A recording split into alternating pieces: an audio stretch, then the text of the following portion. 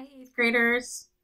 I'm really excited that a few of you have sent me pictures of the sculptures that you're working on, which is awesome. Crazy excited about that. I love seeing what you guys are working on, and so far what I'm seeing, I'm very, very impressed with.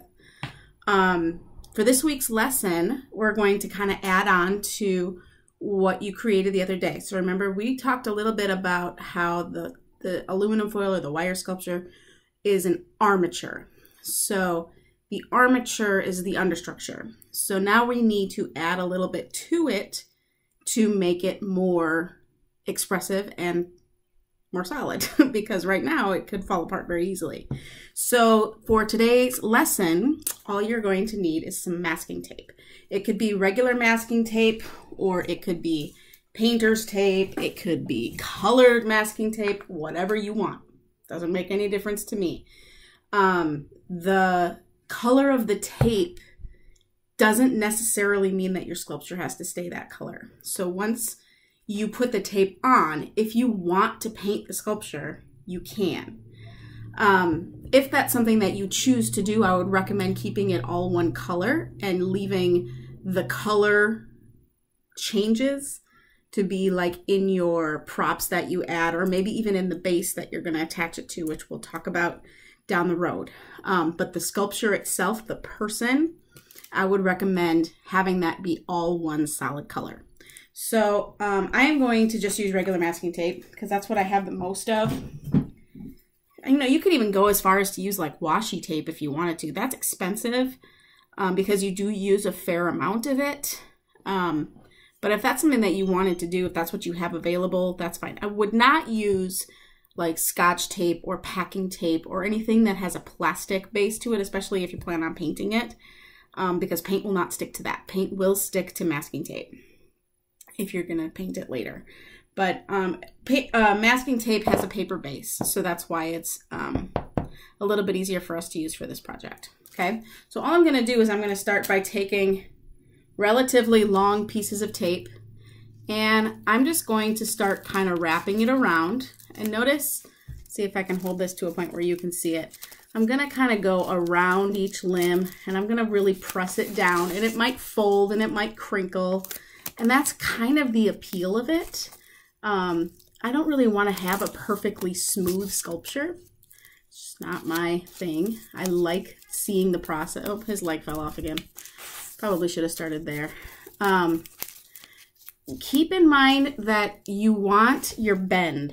Like his elbow needs to bend at the elbow. I don't want a curved arm like this, because that would mean that somewhere in my forearm I have a bend, and somewhere up here I have a bend, and I don't want that.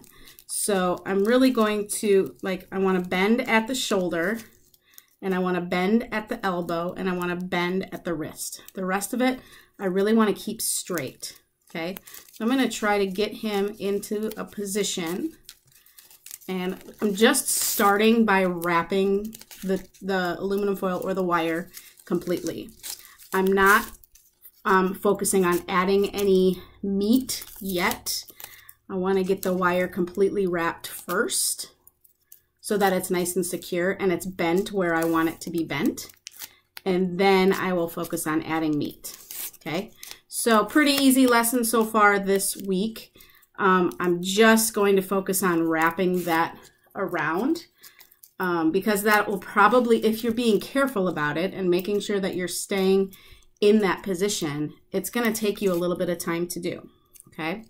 I'm going to pause the video now. I'm going to do that, and then I'm going to show you the next step. One quick tip. If you are working with tinfoil and you're having trouble keeping the straight parts straight, what you can do is actually take a toothpick, and it's hard for me to work over this camera here. Take a toothpick and break it to be the length of that section, and actually tape the toothpick into it. You see that toothpick? And that will keep those straight parts straight so that they can't bend. If that's something that you're having trouble with, just a pro tip from me to you. All right, I'll be right back. Okay, so now I have wrapped pretty much my entire guy in tape. I've got him into the position that I want him. The straight parts are staying straight which is important. I did not put a straight piece in his spine because I actually kind of want his spine to curve a little bit. I mean, our spines are mobile. So I kind of have him in loosely into the position that I want him. And now you're going to start adding just a little bit of meat. We're not going to focus on trying to make this figure as meaty or fleshy as a human is, because that would take a whole lot of tape. And I just think that it will be hard to,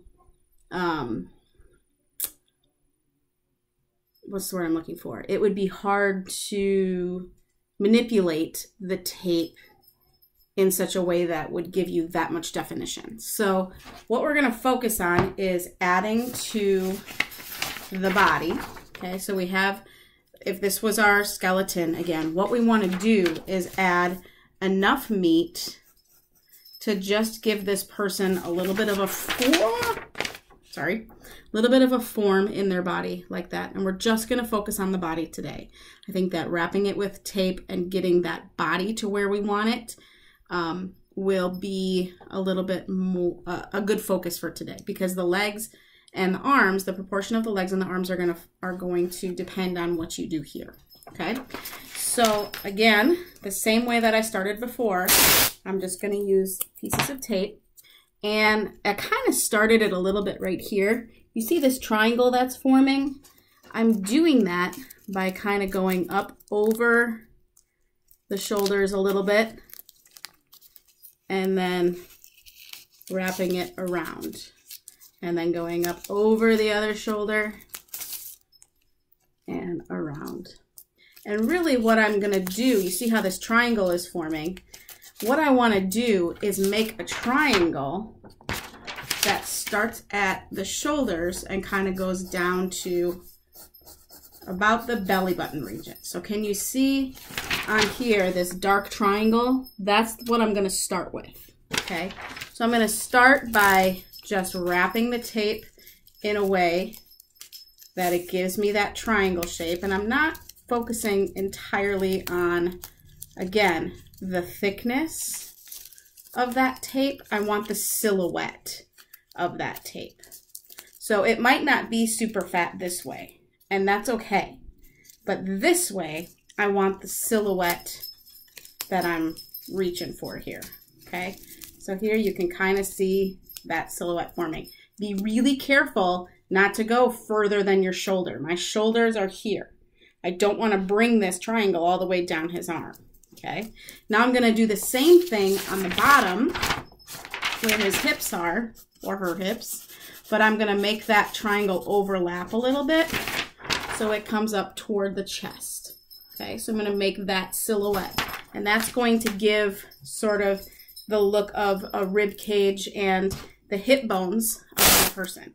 Now, Giacometti sculptures were always very thin. So because we're focusing on his style, I'm not, like I said, I'm not focusing on trying to get this person to be fat this way. I want to look at the silhouette of that person, the shadow of that person, and it should look like a human.